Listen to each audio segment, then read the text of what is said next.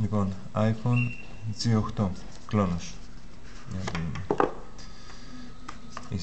Η συσκευή μέσα περιέχει τα ακουστικά, μία μπαταρία, περιέχει δύο μπαταρίες, τη μία την έχουμε ήδη μέσα στο τηλέφωνο, φορτιστή για το τοίχο και καλώδιο USB. Μπορείτε να το χρησιμοποιήσετε για το κομπιούτερ σκέτο ή να το βάλετε στον τοίχο να φορτίσετε από την πρίζα του τοίχου.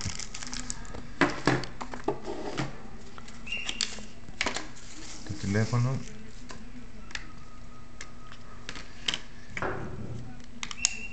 έχει θέσεις για 2 SIM και θέσεις για την κάρτα μνήμης, αν θέλετε να το αγοράσετε να τη βάλετε κάρτα μνήμης.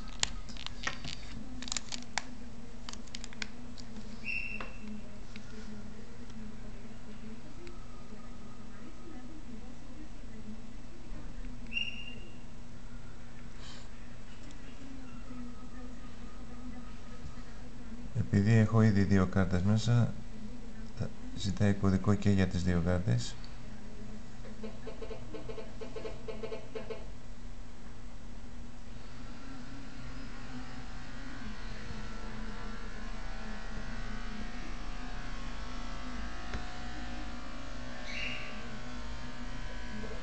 Λοιπόν, αυτό είναι το μενού.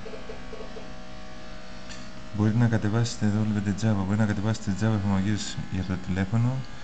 Αυτό το συγκεκριμένο θα έχει μέσα σίγουρα τον Opera Mini, τον IMBuzz για να το χρησιμοποιήσετε αν θέλετε για τον MSN, αν είσαι συνδεδεμένοι σε κάποιο Wi-Fi δίκτυο, και το Skype μόνο για chatting.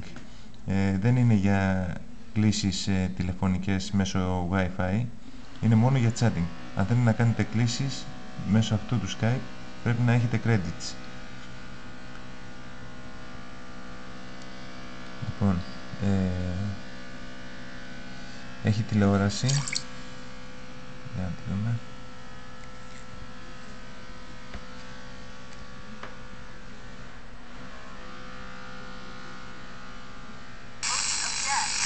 Πρέπει να το πιάσουμε τώρα, βρισκόμαστε μέσα στο δωμάτιο.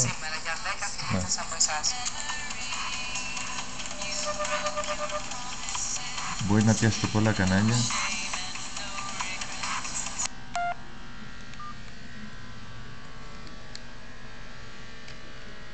Εδώ είναι το ηλεκτρονικό ταχυδρομείο. Αν έχετε κάνει κατάλληλα τις ρυθμίσεις, θα παραλαμβάνετε και είστε συνδεμένοι σε κάποιο Wi-Fi, θα παραλαμβάνετε και θα στέλνετε email μέσω του τηλεφώνου.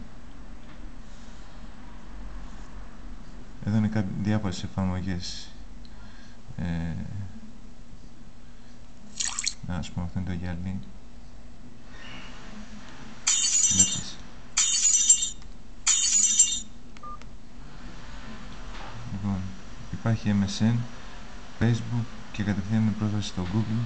Όλα αυτά αν είστε συνδεδεμένοι σε κάποιο Wi-Fi δίκτυο. Εδώ είναι το Wi-Fi. Υπάρχουν κάποια δίκτυα, αν έχετε κάποιο κωδικό και μπορείτε να βρείτε, μπορείτε να έχετε σύνδεση Wi-Fi. Αυτό είναι το iPhone G8 ο κλόνος.